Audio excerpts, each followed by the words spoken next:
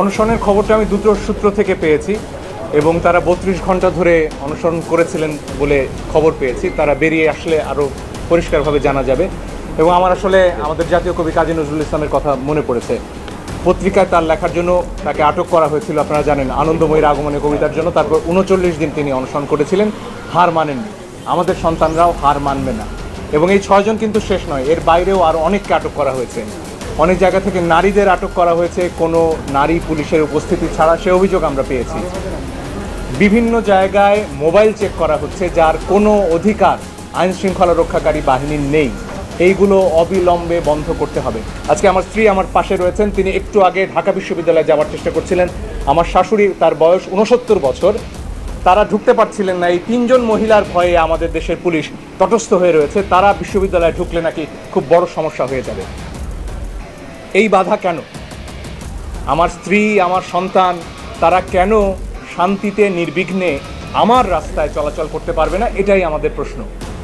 আমাদের খুব পরিষ্কার কথা, এই ধরনের হয়রানির কোনো অধিকার আমাদের সংবিধান দেয়নি। মোবাইল চেক করা যাবে না, বিনা কারণে কাউকে তুলে নেওয়া যাবে না, নারী পুলিশের উপস্থিতি ছাড়া নারীদের ধরে নেওয়া যাবে না। এগুলো অবিলম্বে বন্ধ করতে হবে।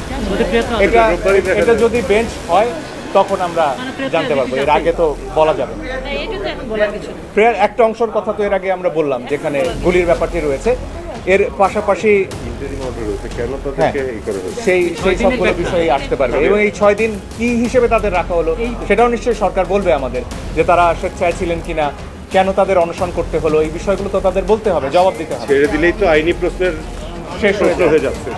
আন্দোলনে যদি জঙ্গিরা গুলি করেও থাকে, তাহলে সেটার পাল্টা জবাবে ছাত্রদের গুলি করবে কেন? আর স্টুডেন্টদেরকে যে আপনি, তারা প্রত্যেকেই বারবার করে বলছে, আমরা যতগুলো ভিডিও দেখেছি, যে আমরা নিরস্ত্র, আমাদের হাতে একটা ইটের টুকরা পর্যন্ত নেই। তারপরে লাইভ বুলেট যে মারছেন, আমরা যে আমাদের রিটের যে প্রেয়ারের প্রথম পোর্শন, সেই জায়গাটা তো সেটেল হওয়া খুব জরুরি। আপনি কোন আইনের বলে, কোন অধিকারে আসলে এদেরকে গুলি করছেন? আর গতকালকে দেখবেন আপনারা হাইকোর্টের গেটে যখন ওরা মার্চ ফর জাস্টিসের জন্য স্টুডেন্টরা আসছিল, তাদেরকে অনেককে চড়থাপ্পড় মারতে দেখেছি। ঢাকা বিশ্ববিদ্যালয়ের একজন শিক্ষিকাকে ধাক্কা দিয়ে ফেলে দেওয়া হয়েছে রীতিমতো।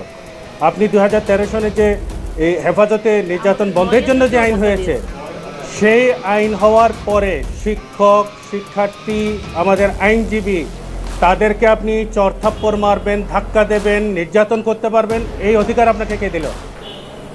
আমি তো মনে করি যে প্রত্যেকটা ক্রিমিনাল অফেন্সের জন্য তাদেরকে দায়বদ্ধ করা দরকার। এবং ডেফিনেটলি আমরা এই বিষয়গুলো দেখবো, যে তারা কোন ক্ষমতা বলে, কোন আইনে এই মানুষগুলোর গায়ে হাত দেয়।